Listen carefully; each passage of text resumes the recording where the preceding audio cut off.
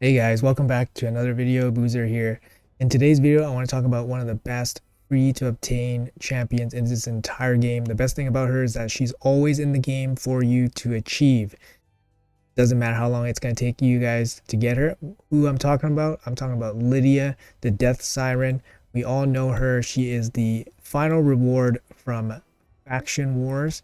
There she is. So Faction Wars has changed a lot over the years. It's gotten harder, longer, but Lydia is still the main prize there. So interesting fact about Lydia is that her face design is actually based off a Plarium employee. She was featured in one of the Plarium features, and the resemblance is shockingly similar. So anyways, her body design is similar to Kerrigan from StarCraft, but I'm sure Kerrigan was ripped off from another game as well. Just some small interesting points of interest for you guys. But let's quickly go over a kit. I don't want to spend too much time on this. 4 books here, 100% chance to place Fear on an A1. Also has a 100% chance of placing Poison Sensitivity. So this is nice against bosses where you're applying poisons. Where Poison Sensitivity will make poisons do more damage. Fear is always good against waves or PvP in Arena, for example. She has a passive effect where basically she always uses her A1 whenever an enemy tries to hard CC your team, which is kind of nice because it's like you get CC'd, they get CC'd, and then it's just like a cycle. But obviously placing Fear puts her at risk of getting sheeped, so a little bit of negative there. Her A2 is basically what she's most used for in most areas. 3-turn cooldown, 100% chance to place decreased defense and weaken together on the same move. On top of that, it also gives your team strengthen and increased speed. So we all know this is her special move, and it's still super good to this day in 2024. Like I said, I think Lydia was 2020, so probably 4-year-old champion. But super relevant, and she is best known for this for sure. Her A3, double hit, poison sensitivity again, 100% chance. Second hit, 100% chance at block buffs and block active skills. So like I said, poison sensitivity is good against bosses, increased damage from your poison ticks. Block buffs also good against some bosses like dragon, so you stop them from placing increased attack. Block active skills very good against PvP or wave content. You just shut down a champion, for example. Block buffs also very good in Hydra too, where you can place it on specific targets like the Head of Wrath or the tanky head, where you don't want them to get reflect damage or any other buffs like that. 3-turn cooldown, 100% chance after books. 15 books, pretty heavy on the books here for Lydia, but she's definitely worth it. Her passive makes her super special. 9-turn cooldown down to 7. It denies enemy revive attempts. So not only does it deny, but it also punishes them. So if she's on the field when they revive, your whole team comes back with some HP and turn meter. If she's dead and they revive, she comes back. It's very interesting, and it's still used today, and I'll show you guys how. Aura, 100 resistance in Arena, still the best resistance aura in Arena to this day. Great base stats, 110 speed, same speed as Arbiter. Fun fact, she was initially, I believe, 118 speed, and then they brought her speed down a little bit because they were probably thinking she's a little bit too OP. Anyways, guys, I'm going to show you guys a couple builds that I got, and builds that I use her in. We'll go over that and hopefully give you guys some ideas for your Lydia. Alright guys, so this is my Lydia in a shield set. So shield set's one of the more common sets you probably put your Lydia in because you can use your Lydia in seer based teams. So basically the shield set gives your whole team a extra buff that the seer can take off and do more damage. So that works perfectly, and also the shield set improves the survivability of your whole team if you're going through a tough wave in Doom Tower, for example, if you're progressing through. My particular build is not particularly for a seer team, but my particular build is actually for Arena, and it's only for one specific team that I use to fight one specific defense during Platinum Reset. So that's why it looks kind of weird. Also, I'll show you guys that I don't have proper blessing or mastery set up for this particular build because I actually use Lydia in other areas outside of Platinum Reset, which is basically 15 minutes of the week. So instead of those 15 minutes of the week and changing everything, I just leave her as it is. But this is the build I have her in for my Platinum Reset offense team. You want her to be fast enough so that she can be ahead of your main DPS. Of course, you want the AoE decreased defense to apply before your DPS happens. You want enough accuracy to apply her debuffs, depending on what area of the game you're in.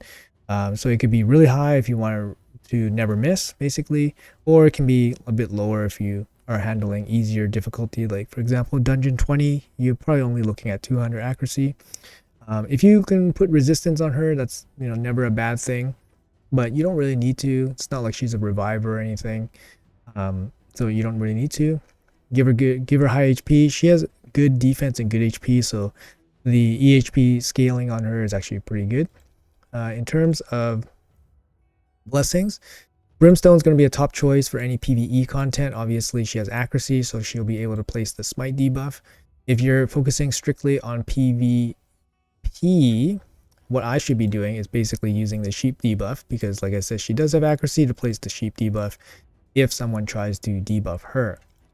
In terms of overall masteries, I'm using her in a PvE type mastery setup. So I have War Master down at the bottom here, and then I have basically things that give her extra turn meter or increase her buff duration, increase her duration of her debuffs. But this is mostly like a standard PvE kind of mastery set. I'll show you guys what a PvP mastery set probably should look like. So this is probably what it should look like. You want, main thing is to go improve parry, so you take less damage from critical hits, so you take 8% less. Most damage dealers in Arena deal critical hits 100% of the time, so you just receive 8% less damage 100% of the time. And then you probably end up going down to Eagle Eye, which gives you extra 50 accuracy, which helps your build and makes it easier for you to build. You could also go into Resistance, Unshakable, but like I said, you don't really build Lydia in Resistance too often.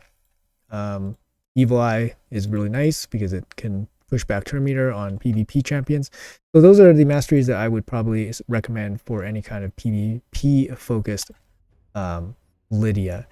Anyways, like I said, this is a shield set one. I'll show you guys how I use it in the two applications that I'm talking about, a seer based team and my offense team. So stay around for that.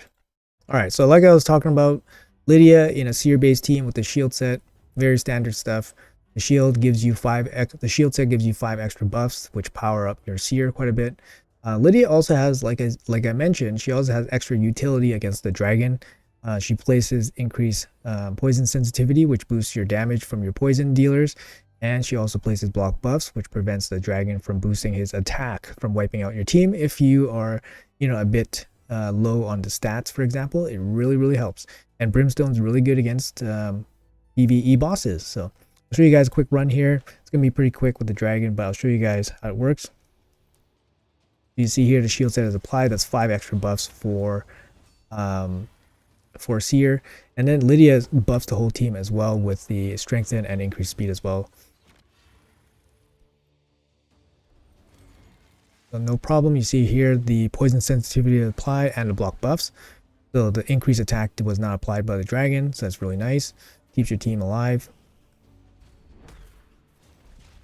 And then Brimstone landing as well, very nice. The knock against her is that her animations are a little bit slow, so ideally, you don't want her to live too long, because her animations does take up some clear time. They can speed her up maybe a half a second. All right, there she goes. And that's right, a little bit slow. Seer took like 10 million turns there. But yeah, so that's Lydia for seer based teams. I mean, it's nothing new or anything, but it just shows you that how the shield set works for her in this application. So I'm going to switch over to Arena and I'll show you guys how I use her currently in this current build. Okay, so after spending about 100 gems refreshing looking for a Marichka team, I realized there's no freaking Marichkas at my level of Classic Arena at this time in the week. So I'm going to stop that, and I'm going to find you guys a team that it kind of works, and I'll show you guys exactly how her passive works and how I utilize it in a arena team setting. So here I'm going to obviously try to kill off the other units, and then I'm going to let the Duchess revive. This isn't like the best team in the world. It's just showing you how it all works. All right, so let's jump into it. Obviously, if I can find Marichka team, it would be a lot easier to showcase this. All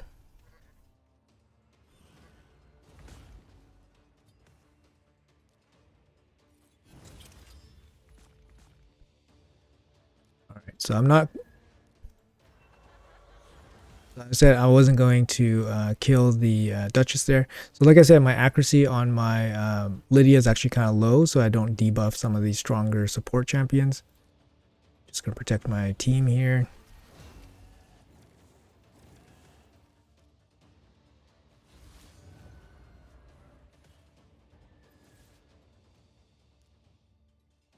So I can place block buffs, for example, but I can't because they have so much resistance.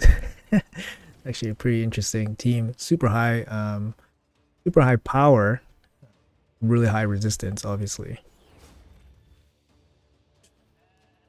Just gonna nuke him. Nuke her.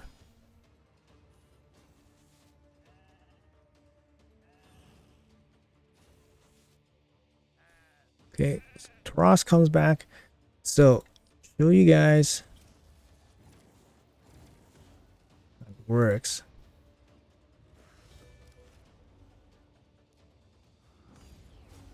So you see here, Duchess does the team revive and Lydia full blocks it. Obviously, it's insanely strong against the right counter, right team. So yeah, that's kind of how I use it for Arena. I use it just for her passive and mainly to target Marichka's passive, which full team revives when she dies. So anyways, hopefully this showcases that part of her build, at least in the way that I'm using it. I'm going to show you guys another build that we can build Lydia's, and yeah, be right back. All right, so back on my second account here, login, going in. So Lydia. Yeah, so this is my Lydia I have on my other account. She's built in a hex set. Similar kind of idea. You want her with good survivability, so good HP, good defense, enough speed so that she goes first ahead of your nukers, for example. No resistance is super necessary, and enough accuracy to land her debuffs in whatever content you're doing. So for example, I use this in Nightmare difficulty, then she'll need about 340, 350 accuracy. Hex set is really good because it was reworked about a year ago. Basically, it gives you a 50% chance of placing Hex. Since there's not too many Hex champions in the game, this makes it way more accessible to everybody so that they actually have a Hex champion. Obviously, we have Mithrala, but we have 3 Hydra teams, for example, and then you can have another champion in a Hex set. Lydia is a decent candidate for that. And this makes sure that the Hex debuff is applied. She deals a ton of damage that way. Yeah, she, like I said, she uses Brimstone. Brimstone is good for PvE content, of course. Make sure she's fully booked. And her masteries, make sure she gets War Master. And then defense tree is actually okay too against PvE content. She gets some extra hits in with the big slams, and then the counterattacks with the fears, some damage reduction against the heads during longer fights and so forth. So this is more of a PvE mastery tree as well. War Master is good for some extra damage hits. But yeah, Hex is one of those sets that's definitely good to have around. So if you guys are lacking in Hex gear, definitely hit up the Ice Golem to try to pick up some Hex. For Lydia, she's a good candidate for it. Like I said, she does have the AoE here, and then she has like 2 little single targets that you can kind of like, spot place your Hex debuffs. So this is where I use her strictly for Hydra, the Hex, but of course I use her in all other areas on this account as well. I'll show you guys another build here that is more maybe entry level, just when you're starting your progression journey. So I'll show you guys that here real quick. So for example here, this is more like an entry level Lydia. Maybe you just got her. You can just put a couple sets of perception on her, maybe a random speed set. And she would be good enough to do the job. Basically, you just want her to have enough speed and accuracy for whatever content you're doing. I recommend about 250 speed and about 350 accuracy. If you're using her for Doom Tower hard, the highest levels of Doom Tower, you probably need closer to 400 accuracy to land all her debuffs. and you're probably looking at like 260 speed, 270 speed to be safe. I believe the top speed champion in Doom Tower is 261 or 262, somewhere around there. So use that as a rough baseline for whatever you want to gear your Lydia in terms of speed and accuracy. So, you know, I usually recommend like 270, 400 if you want to use her strictly for like Doom Tower, but you can have lower stats if you are doing like Nightmare Hydra, for example. But this is, you know, in terms, you don't need any fancy sets on her. She works super fine with just perception. And then to, you know, basically complement this, I'll show you guys the exact opposite type of build, the ultra endgame whale-ish build, I guess. So be right back. All right, guys. So if you guys got the gear and if you guys got the team, you guys probably don't need advice from me, but right now you're building super endgame Lydias are being built with 9-piece perception. 9-piece protection. Basically, the bonus here gives you. Oh, sorry. The bonus from this. Can't find it now. I apologize. So the bonus here gives you extra 5% more damage for each buff placed by the wearer. So Lydia on a 6-person team places 12 buffs, so that gives you 60% more damage. So putting a 9-piece protection set on Lydia will boost your team damage, you know, basically just by wearing the set. So right now, you know, this is like a pretty endgame build. Obviously, I can't even complete the 9-piece protection set on Lydia myself, but you know, if you got it, you can use this for Hydra, and it's just going to boost your overall team damage. And yeah, so hopefully I showed you guys some different interesting ways of using Lydia, maybe more updated for 2024, of course, with the current stable of content in the game. I use her still myself, although not as much lately. On one account, I do use Ghostborn instead of Lydia just for the 100% chance of you know, not failing runs, for example. But even nowadays, even if you have Lydia get resisted, your champions are probably so strong. Well, at least, yeah, some champion comp teams are so strong that you don't even need the full decreased defense or weaken to go through and make it 100%. But anyways, guys, that's going to be it for me. Hopefully you guys enjoyed the kind of like showcase, kind of like updated talk about Lydia. Like I said, she's been in the game for about at least 4 years. Make sure you guys get her. Make sure you guys book her out. Make sure you guys use her. She's going to help you guys everywhere. Clan Boss, Hydra, Doom Tower, Arena. Everywhere you can use her. She's awesome. So just want to make sure that you guys are aware of how awesome she is, and she's still super relevant today. Anyways, guys, appreciate your time. Thanks for watching, and I'll see you guys in the next video.